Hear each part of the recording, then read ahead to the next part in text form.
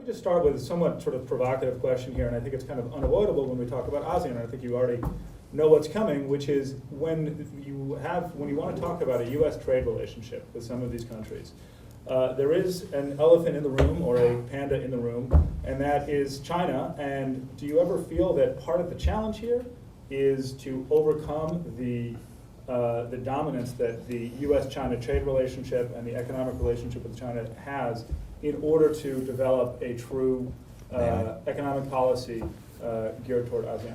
Well, Gabe, my name's Kirk Wagar. I'm honored to be the U.S. ambassador to Singapore, and so I think when we're talking about trade, I'm probably the best person to talk overall because when I was a practicing lawyer, I would have said objection to your question because I think it lacks predicate, and I think I'm against the premise here. There's a misconception about what America is and is not doing in the region, and what they're doing vis-a-vis other countries. So right now, the U.S. invests more in ASEAN than the next 3 countries combined, okay? And that the number 4 country is Switzerland, so you know that's our money too. So it drives me nuts. They won't let me say the next 4 countries combined. But the 5th largest investor in ASEAN is China. They're not even in 2, 3, 4. And there's a big difference between trade and investment. The United States invests $204 billion cumulative into ASEAN, and $158 billion of that runs through Singapore. If you're doing a trade deal, nothing but a trade deal, if we don't like the terms or I get a better deal, I move on. But America invests. Exxon has invested $6 billion in Singapore. It's the world's largest refinery. They're not going anywhere. You know, Chevron's been in China for 100 years. They've been in Myanmar for 20 because they got grandfathered in under UNICAL. So America just does things differently. So Brand America has no better recipient than the people of Southeast Asia right now. How we do business, how we train locally, we are involved in the community, we do corporate responsibility, and we also worry about the 3rd deal and the 5th deal, not just getting what we can on one deal. America does business differently, and we're also bound by the Foreign Corrupt Practices Act, which is a net positive in most of the region. So, you know, I jumped in because Singapore is really the platform and sees itself as the platform for these great nations and the work that they do. If you look at Singapore as only 5 million people, well, you might as well look about going to do business in Kentucky. But if you look at that as the platform for 620 million people, which is 100 million more than Europe, you have 65% under 35, 50% under 25 in the region, and about to explode as a platform not just for Southeast Asia, but also Oceania and China and India. You're talking about a whole lot of economy that can be touched from one platform through ASEAN. So we're Americans. We'll compete anytime we have to, and we believe that we'll win more than we'll lose. But this sense that we are anything but in the best position we've probably been in Asia ever, I think is a fallacy. We're in a good spot.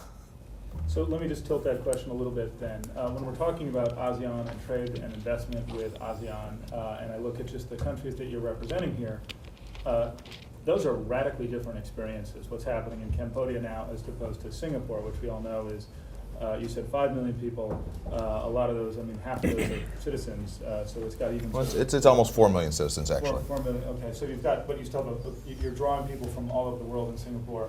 Global trade platform, highly developed economy, highly educated workforce. Cambodia, for example, is struggling with a whole different set of issues. In terms of development, in terms of education, health. How can we, and I'm hearing from the speaker so far that I should be encouraged to think of this as one region, as one zone. Yet with all these radically different realities there, how do you balance that? And Ambassador Todd, please.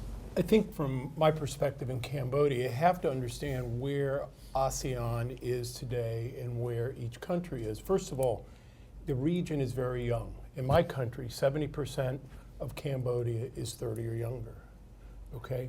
52% is 16 or younger. We talk about public diplomacy.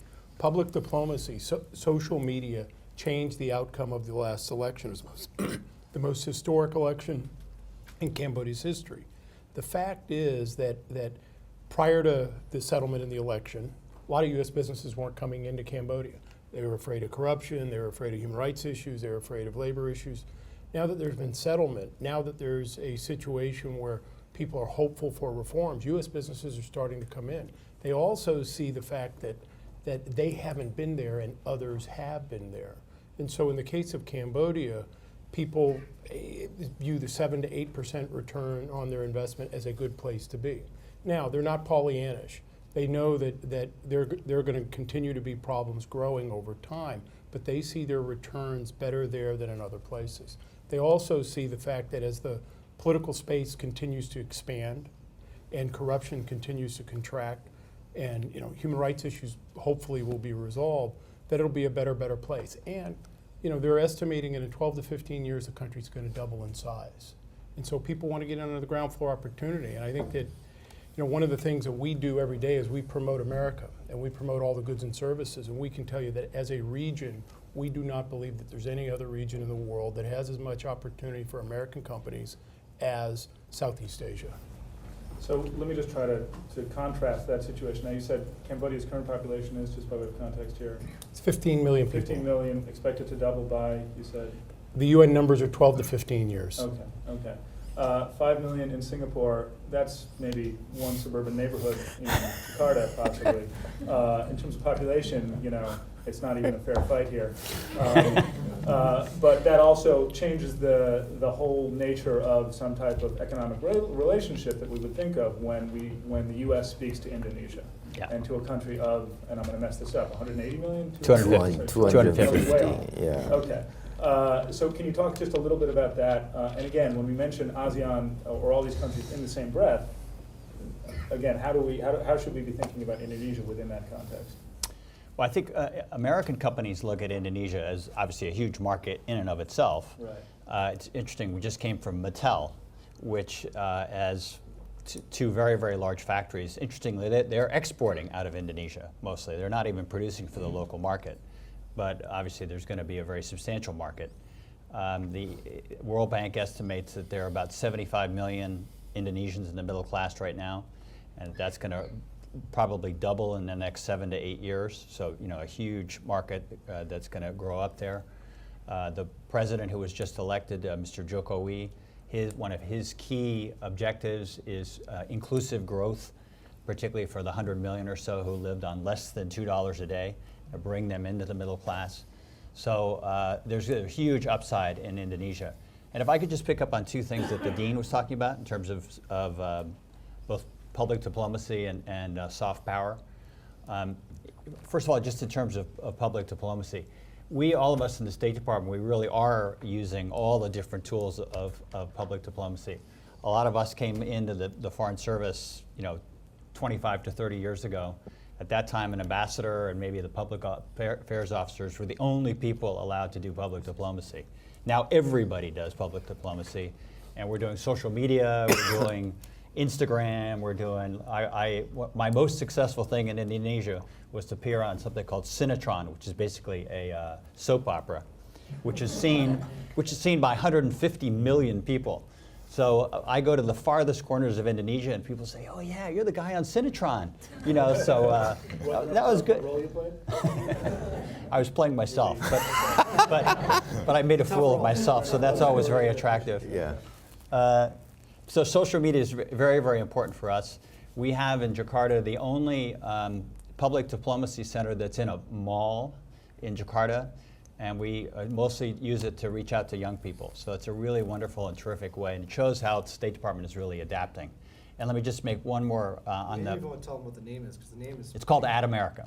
It's With called, the ad sign, right? yeah, so you can go Google it if you want. You can see all the great programming that we're doing there, and it's all on. There are tapes of everything. The other part is just to mention soft power, which again for Indonesia is extremely important. There's a Muslim majority democracy that's come a great deal of distance since 1998. They, like we, are very worried about ISIS, but they are confronting ISIS usually using mostly social media and soft power. The strength of their democracy, the fact that they're a very tolerant society, and they've gone onto the web, they've gone publicly to basically to confront the ISIS message and to really prove that they do not represent the real Islam. So it's been quite interesting, and again, kind of a good illustration of soft power. So, Ambassador Yin, you're the U.S. representative in a country that's sort of, if we want to think about this in terms of Goldilocks, and we've got small, very large, you're kind of right in the middle there. Tell us just a little bit about sort of Okay. how you see the Sure. economic relationship and the stakes Yeah. in Malaysia. Let me just continue with actually with Dean Wilson and what my colleague Bob has said, a little bit on public diplomacy and how we get there. Before I do that, I do want to recognize Pat Linehan, who is among the most senior and best public diplomacy officers I've worked with. I've worked with him for what, I think almost 20 years, Pat, you know? Yeah. It seems just like yesterday, you know? And let me give you an example of public diplomacy that has been challenging us. And when Dean Wilson spoke, it just, you know, came back alive again. We had two huge air accidents in Malaysia, MH17 and MH370. And sandwiched between them was the president's visit. So really three enormous challenges on how do we get the most, or how do we kind of you know, play a role in this. And clearly in MH17, and this is where the traditional tools come in of communications, public diplomacy. You know, when MH17 disappeared, we were very busy making sure that our military colleagues, certainly Pacific Command, our planes, P3s, Orions, that searched the area, were giving us the information that, sorry? You said 17, it's 370 that you're talking about. The first one, 370, yeah. That were getting out, but also that people were getting the information that we had. So even though there was only 2 Americans who died, or presumably they're dead, on the 370, it was very critical that we share the information with all the victims. And I think through that, you can see people could feel, you know, both Malaysians and outside, the kind of presence we had. So that was very important. And of course, the latest one, which, you know, Malaysian Air was very, very unlucky. It could have happened to a plane right behind it. It could have happened to a plane right in front of it in the same route. That you get into much more strategic battle in communications between the Russian narrative of what could have happened, certainly Ukrainian narrative of what they believed happened, and of course our own intel and information of what think it has happened. So there, again, you can see the speed of information, the kind of convincing case you're making. All those were critically important. Much more different was President's visit. This was, you know, first time U.S. President's been in Malaysia since 1960. 65. 66 or 5. Huh? I bet you. Okay. And certainly a long time, you know. We'll have, I think it's 66, you know. It was Lyndon Johnson in 66. And so Obama has a natural affinity, natural connection with Southeast Asia. So how do we play that up, you know? You know, he lived for a long time in Jakarta, and of course he was Some say in, he was even born there. yeah, you know, he was in Hawaii and That's so on. misinformation. And he's actually, his sister is married to a Malaysian. So all those we wanted to play up, get it across, and in the end, we ended up, I mean, this was a historic visit, and I think, you know, everywhere we went, I mean, there was amazing crowd. But I mean, it's no good just us seeing the crowd.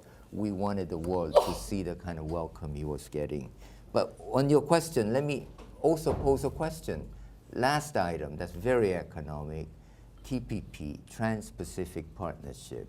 This is a trade agreement that is being done, you know, across this pond between Canada, US, Mexico, Chile, Peru, and then on the other side, including Singapore, Malaysia, Brunei, you know, Vietnam, Japan, Australia, New Zealand. In Malaysia, it's become a little bit of political football, you know. So with opposition coming out saying that this is, you know, again, U.S. Pushing a trade agreement, which is in their, not in their interest. So how do we combat that? So I'm raising this as a case in point of importance of public diplomacy, public affairs, how we reach out using all the tools, but there's a lot of room for improvement, I must say. And so let me end it there, okay? Well, okay, that's very interesting, and I think that we should definitely come back to the issue of TPP and how it's being sold and how people are perceiving Right. it in your areas. I do want to also try to, by way of context, if you could sort of tell us about what you feel the stakes are for the United States in these regions vis-a-vis a region that is growing its middle class, and that what is the importance of this moment particularly for the U.S., and what, if you could frame sort of what you think the broader U.S. mission is as beyond just extending economic ties as a vehicle to something else. And I'm curious you say you've got outlets in malls now. That's nice to know that we've got brand presence next to the Gap and other great American institutions. But as this trade relationship deepens and as this economic picture in a lot of these countries improves, what is the ultimate, would you say, objective of the U.S. and how does sort of soft power play into that? Or I should say, how does public diplomacy, what role does public diplomacy play in that? Go ahead. Sure. So let me start with Indonesia, which is to say that we have now a huge multifaceted relationship with Indonesia. I have 20 U.S. government agencies who work at our embassy in Jakarta. But I'd say that our major interests come down to three. One is promoting U.S. exports. Another is just developing our people-to-people ties, particularly education. And our third is climate change. And let me just dwell for 2 minutes on that. And that's to talk about how Indonesia, for the last 25 years or so, has been growing on the basis of a resource-intensive development strategy. That is, exploiting its natural resources, its coal, and everything else, either on the surface or under the ground. And that's not a very sustainable model for them. So they need to now try to move more to sort of manufactured exports. One consequence of what they've been doing is that they've been developing palm oil plantations around the country, which is a very, very lucrative commodity. But in doing so, they've cut down most of their primary forests. And in so doing have now become the 5th largest generator and emitter of greenhouse gases in the world. So one of our highest priorities is to A, get them to stop clearing the remaining primary forests, and B, to try to promote more renewable energy. And that's, I think we've got a lot of good opportunities to do that. We've got something called the Millennium Challenge Corporation, which is a kind of semi-government agency that is putting in $330 million to try to catalyze renewable energy development in Indonesia. So that's, I know that's often a great issue here in Southern California. People follow it very closely, as well they should. And I just want you to know your government is working very, very hard in Indonesia on this very important issue. Let me just stay with you for one more moment, Mr. Blake. You mentioned income disparity, Yeah. income inequality in Yeah. Indonesia, but still a rapidly expanding middle class. Right. What do you see in terms of U.S. public diplomacy, U.S. trade, playing a role in creating the type of society that fosters a relationship with the U.S. that can work again on many levels, different types of cooperation from military to Right. economic to environmental? Well, one of the things that we're trying to do is to try to encourage and work with the government to try to encourage more development and more economic activity outside of Java, which is sort of the economic heartland right now of Indonesia. So the new president, for example, is trying to promote maritime development in Indonesia. Is going to develop a whole series of ports all over the country. So one of the things I've been doing as ambassador is to lead trade missions by businesses, American businesses that are based in Jakarta, out to these provinces, because there are a great many new opportunities for them that they're not really aware of. And because I'm the American ambassador, I can get them in to see the provincial governors and the district heads that they might not otherwise have access to. And it's been, I think, quite a successful program. So that's one way in which we can both promote business, but also help to promote this sort of growth with equity that they're trying to achieve. Ambassador Todd, in Cambodia, we've seen, I guess if you want to look at it over a large arc of time, an improving political stability, situation of improving political stability. But at a moment when economic growth in Cambodia, what is it now, roughly? Between 7 and 8%. 7 and 8%. So pretty frothy economic growth in Cambodia, and I would assume also an expanding middle class. But again, tremendous disparity. What do you think the stakes are for the U.S. in seeing a Cambodia develop along the lines of greater equity, greater economic equity? Well, we're cautiously optimistic if reforms are made, if there are improvements in the human rights arena, if democracy advances, that there will be more income equality across all sections of Cambodia. Not to be Pollyannish again, that's going to take a while. It's also, you must realize, Cambodia is a donor-assisted country right now. South Korea was a donor-assisted country 40 years ago, okay? Fact is, the development continuum takes 40 or 50 years to go from a country receiving assistance to one giving assistance, and that's what we're hoping will happen. We're hoping that someday they'll be able to not only provide their own product, services, and budget, but they'll be able to help other countries. We believe that democracy, capitalism, and trade also promotes things that will enhance the daily lives of the average citizen, where malnutrition goes away, child and maternal health levels improve, and so on. And so, again, we believe that if America can keep the political space as open as possible, if we can, through social media and other things, tell people what's doable. And a shameless plug, I went from 18,000 Facebook friends to 300,000 Facebook friends in 2 years. And the reason why is the traditional media was controlled by the government.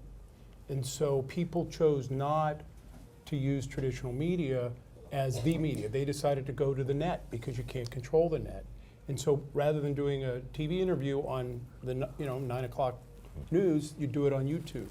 And so so our Facebook has become a real hit. I have a blog. It's called From the Ambassador's Pen, PENH, another shameless plug, and a weekly article called Ask the Ambassador, where I'm basically the Ann Landers of the country, and it's the most syndicated. Relationship advice. Yeah, I take all comers, but at the end of the day, we're cautiously optimistic if reforms are made that the general welfare of the average citizen will improve. Okay, on that point and on that strategy, and I'm sure some of the other ambassadors have similar sort of aggressive social media outreach campaigns. At what point, considering the neighborhood in which you live and the different types of governments in place, at what point does that sort of very open-armed, all-encompassing, inclusive approach ruffle feathers with the government in each one of these countries? And do you ever feel that that aggressive outreach sometimes gets ahead of the official diplomatic channels? I think it's it's all about confidence and trust, and it's kind of like what I call a Star Trek moment. Frankly, countries like Cambodia are going where they've never gone before, okay, and showing them what's doable and showing them, to have the ability to have a free and open internet, why it's important, why the benefits far outweigh the risk, why you want your people to be able to assemble, why you want your people to have the ability to speak freely. And I can tell you in the last year, Cambodia's had several growth moments where, frankly, they cracked down on people assembling. They cracked down on people speaking freely, but ultimately they reversed themselves when they saw the benefits outweighing the cost. And so it's a growth moment, but again, we talk about democracy being a process, not an event. I can tell you that public diplomacy is also that. It's a process, not an event. And learning what's out there in terms of tools that can benefit your public and why, and this is a really important thing with governments, why it's in their interest, not in our interest. I mean, frankly, we're guests in their country, but why it's in their interest to allow the growth of the media and why it's important to have it open. And being able to show them and tell them why it's in their interest and then let them make the decisions for themselves has frankly been a phenomenal progressive step forward in Cambodia. And again, I'm hopeful. We'll keep our fingers crossed. Ambassador Wagar, I'd like to ask you about the same question. The Singaporean government, as we know, is highly efficient, highly effective at doing what it wants to do, and takes its ability to control things very seriously. In your efforts and in your public diplomacy, how do you balance those two things of not becoming a unwanted guest in Singapore? Well, I think that that Bill said it best. It is to understand what the people you're trying to help want, rather than preaching something that may not help a community. For example, on the issue of GLBT rights, Singapore is in a process right now. They have a law on the books. It's been there for 40 years. It hasn't been prosecuted. And some of us came in there with fire and brimstone, say, we want to do something. The community themselves said, whoa, cowboy. This is, we don't want a foreign power coming in here and taking this over. And I think that what the government has done, our government has done over the last few years, has really kind of understood that just giving speeches is not enough. We have to work with local partners and hear what they want. But one of the reasons I come back to the US, I've been back 5 times in the first year, it's to kind of explain a little bit about what ASEAN is to America, and not just for what we're trying to project in those countries. And I think many people, Gabriel, have a very similar view as you do. Okay, you're 5 million, you're 15 million. Okay, I don't think anyone in the region sees it that way. If you wanted to roll that way, you'd be saying that the U.S. invests more in Singapore than double what it does in China, 5 times what it does in India. But none of those things matter. It's what do we use as a platform for the shared values that we have with Singapore. We both believe in opportunity, we believe in transparency and rule of law. The more that Singapore and the U.S. can do that together in the region and show what's possible, if there is an elevation of these principles, it's good for business, it's good for society, and more importantly, you find the best and brightest, and you cure cancer with partnerships with other countries. Apple opens a store. Things like that.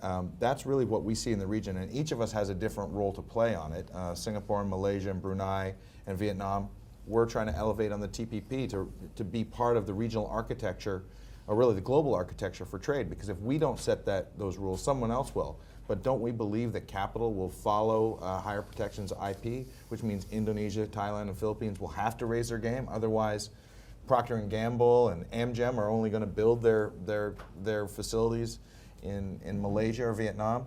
So this is a multifaceted approach that we have to be really kind of arm in arm, pushing forward on examples of success, and but being very ear to the ground of what the local communities want.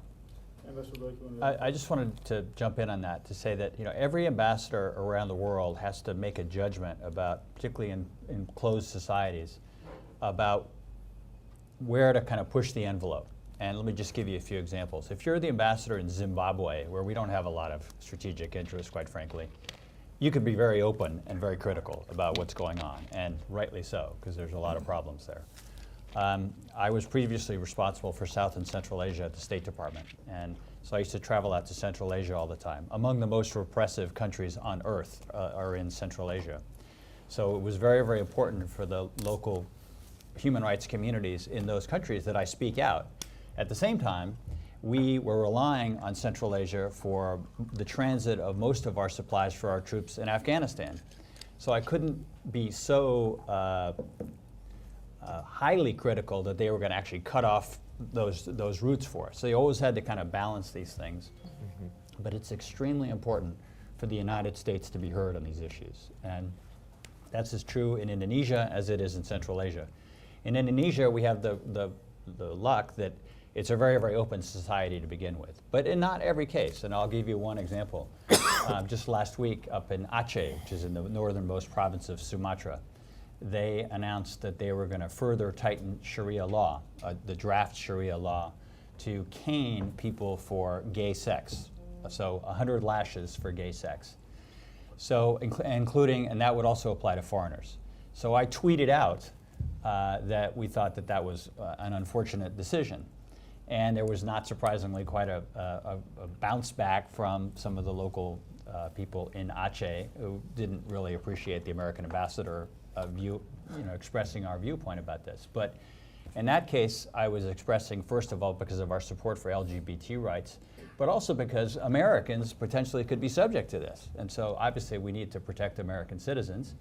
And then it's also important for them to know that as they're trying to attract American investment, trying to attract American tourism, that these kinds of things are not going to help those objectives. So, we always have to try to point those things out, tell them why it's in their own interest not to be doing the things that they're doing. In the time that we have remaining, I definitely want to just revisit the trade agreement issue. And all trade agreements are very messy. They cause a lot of disruption in local economies. There's all sorts of protectionist issues that arise, and as governments try to protect incumbent industries. How are you, Ambassador Yoon, let me start with you. How are you approaching this on the ground in Malaysia, and what type of resistance are you seeing? I think there has been, as you can imagine, quite a bit of resistance, and to understand the substantive reservations in Malaysia, you really have to understand Malaysian economy and its society. I would say the most serious objection Malaysia has is the treatment of what's called Bumiputras, which is the Malay group, because Malay group has traditionally had, certainly after the new economic plan, advantages in terms of hiring, education, in opening businesses, and so on. And so Malaysia, and we would like to know, certainly many countries have favored treatment or preferred treatment for certain groups. In US, we have them for small businesses, and in some states, minorities, and so on. So it is not unusual, but in this case, it's of course a very big group that is getting preferred treatment. In particular, what do you do in state-owned enterprises? What do you do in government procurement?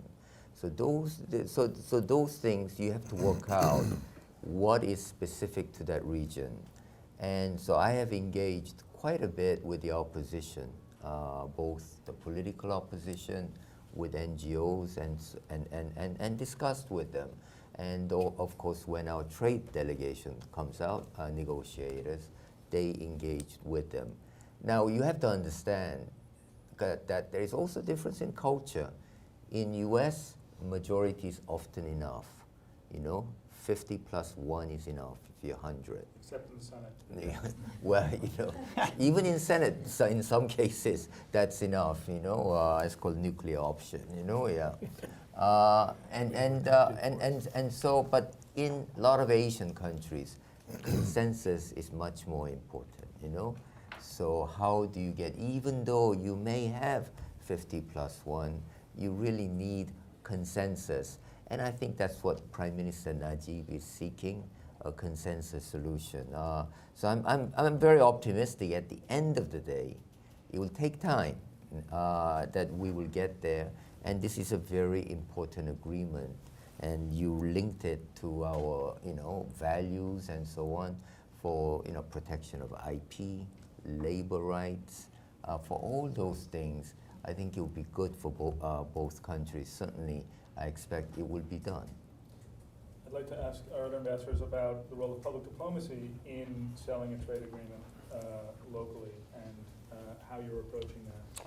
Well, we're the only other binding nation on that, but we're hopeful that Indonesia will come along. But I think this is one of those, public diplomacy, again, I think you try and hit a bank shot. So Singapore was one of the 4 original countries of the now TPP. It was the 4 Ps. And by many accounts, the reason that Vietnam joined TPP is because Prime Minister Lee mentioned it to their leadership, and a year later, Vietnam said that we're interested in it. So having Singapore talk to not only their own people, but talk to Japan about the fact that the agricultural issues really, in Japan, you've got the ag industry is 0.5% of their GDP, and the average age of a Japanese farmer is 67. And yet that is part of the headaches that we have right now. So using our friends to talk to those interests, but frankly, Malaysia has been pretty good about using Singapore to talk to us about having a longer glide path to get there. So I think that public diplomacy is a overarching theme, but communication at the bottom line is what we're talking about. Let me pick up on what Kirk just said about Indonesia, which I think is important, which is that Indonesia, of course, is a very large market, so they don't have the same imperative to, because people can produce for their own market, they don't need to export as much, and therefore they feel like they don't need to be as open. But what you also find, though, is a lack of confidence about their ability to compete. And of course, part of that is probably justified because they've got a lot of infrastructure problems, a lot of logistics problems that add significant costs to potential exporters. But I think that they can, in fact, compete. And just to give you an example of public diplomacy, we were just, as I said, at Mattel.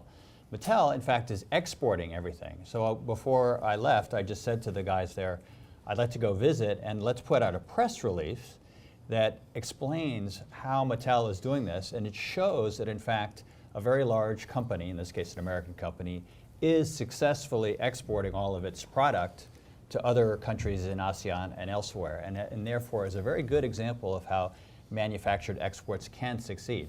So using public diplomacy both to help our company, but also to help our wider TPP objectives. Very interesting. We don't have too much time, but since this is the Center for Public Diplomacy, I do want to open it up to the public. We have a I think you student have right one. over here. Please go right ahead. Thank you so much for taking time to be with us. My name is Caitlin Dobson. I'm a second-year Master of Public Diplomacy student.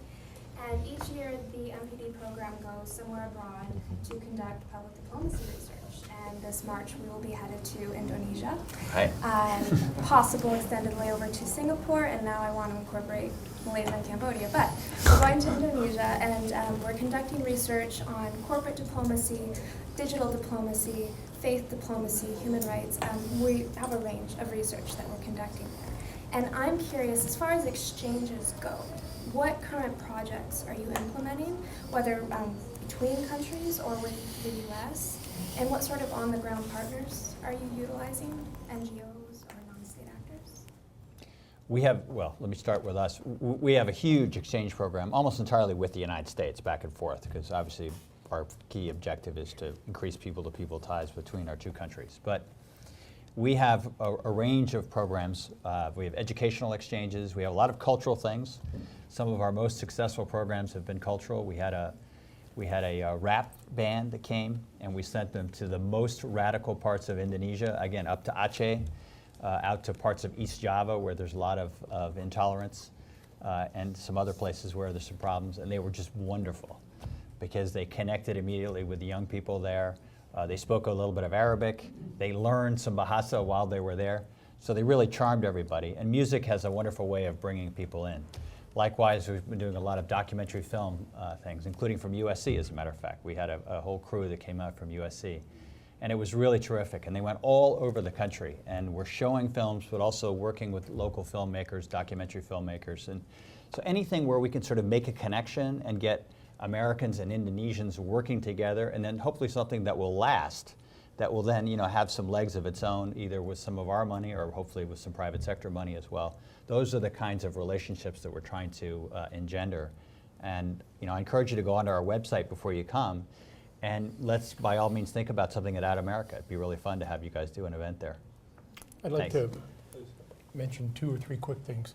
First, in Cambodia, I created an NGO civil society advisory group, kind of a board of directors for my embassy.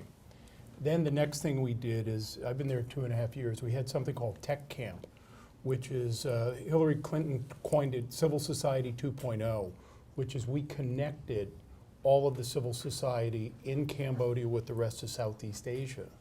Okay, so we had this multiplier, and realize the internet, and it is a transformative multiplier. So now, we have 30 or 40 advisors to me. Now they're connected to the other 3,000 in Cambodia, but they're connected to the other 5,000 or 10,000 within ASEAN.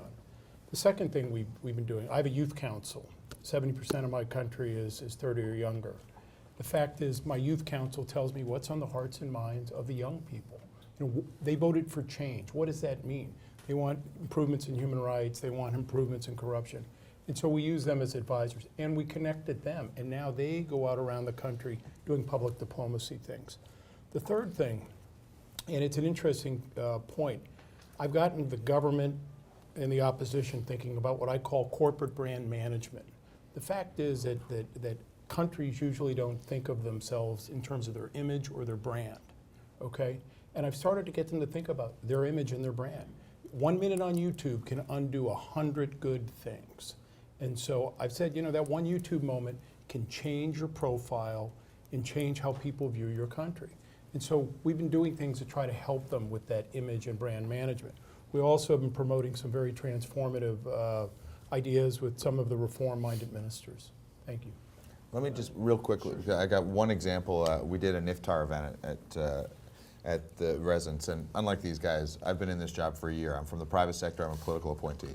So some of this stuff is baffling to me, and I've learned a lot from these guys. But we did an iftar event, and we do a lot of reaching out. Breaking the fast. Yeah, particularly to the Muslim community, because they're very helpful for us to two-way street of information. But there were these 6 older gentlemen who are on the leadership of the 2 different groups that were there. And they said, you know what, the best program we've ever been on, the State Department does something called the IVP program, the International Visitors Program. And in 2003, we all went to the US for 30 days, and we went all over. And he goes, you know what? We realized that every corner in a city in the US, you're not selling drugs and people don't get shot. And we came back and we told people that.